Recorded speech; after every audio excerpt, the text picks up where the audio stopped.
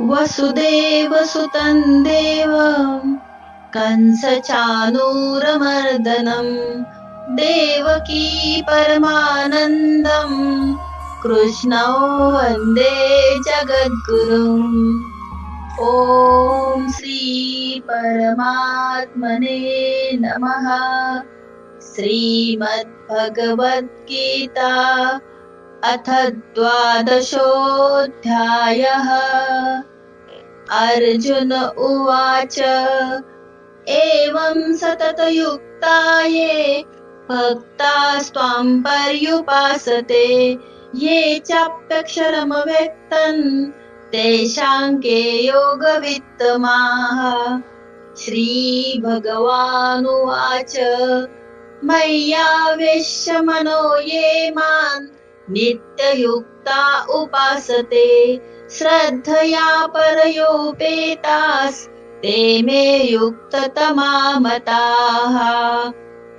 ये त्वक्षरमनिर्देशम् अव्यक्तं पर्युपासते सर्वत्र गमचिन्त्यं च कूटस्थलमचलं ध्रुवम् सन्नियम्येन्द्रियग्रामं सर्वत्र समबुद्धयः ये प्राप्नुवन्ति मामेव सर्वभूतहिते रताः।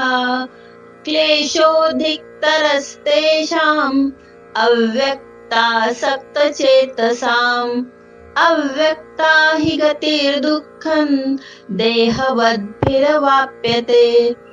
ये तु सर्वाणि कर्माणि मयि सन्न्यस्य मत्पराः अनन्येनैव योगेन मां ध्यायन्त उपासते तेषामहं समुद्धर्ता मृत्योः संसारसागरात् भवामि न चिरात् पार्थ मय्यावेशितचेतसाम्।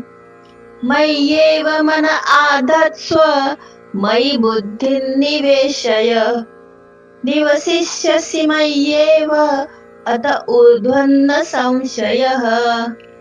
अथ चित्तसमाधातुं न शक्नोषि मयि स्थिरम् अभ्यासयोगेन ततो मामिच्छाप्तुं धनञ्जय। अभ्यासेऽप्यसमर्थोऽसि मत्कर्म परमो भव मदर्थमपि कर्माणि कुर्वं सिद्धिमवाप्स्यसि।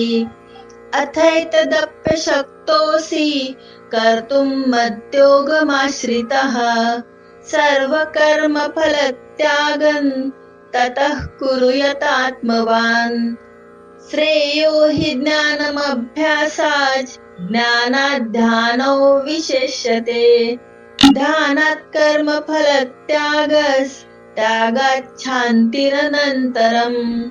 अद्वेष्टा सर्वभूतानां मैत्रः करुण एव च निर्ममो निरहङ्कारः समदुःखसुखक्षमी सन्तुष्टः सततयोगी यतात्मा दृढनिश्चयः।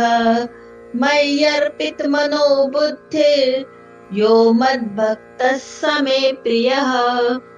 यस्मान्नो द्विजते लोको लोकान्नो द्विजते च यः। हर्षामर्षभयोद्वेगैर्मुक्तो यः स च मे प्रियः।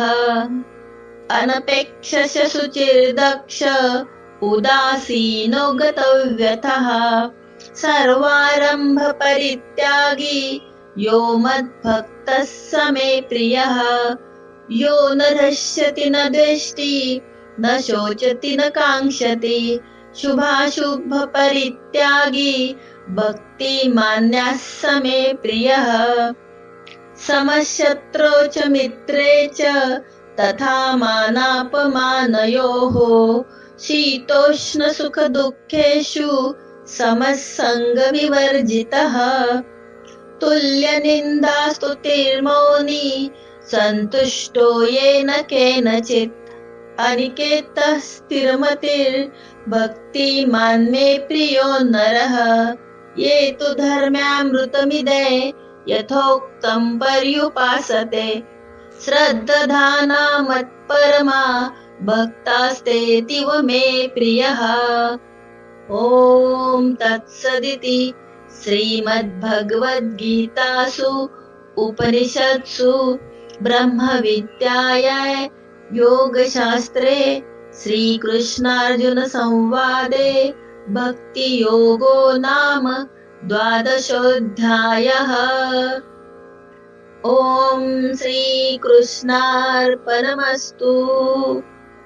योगेशं सच्चिदानन्दं वसुदेवं व्रजप्रियं धर्मसंस्थापकं वीरं कृष्णं वन्दे जगद्गुरुम्।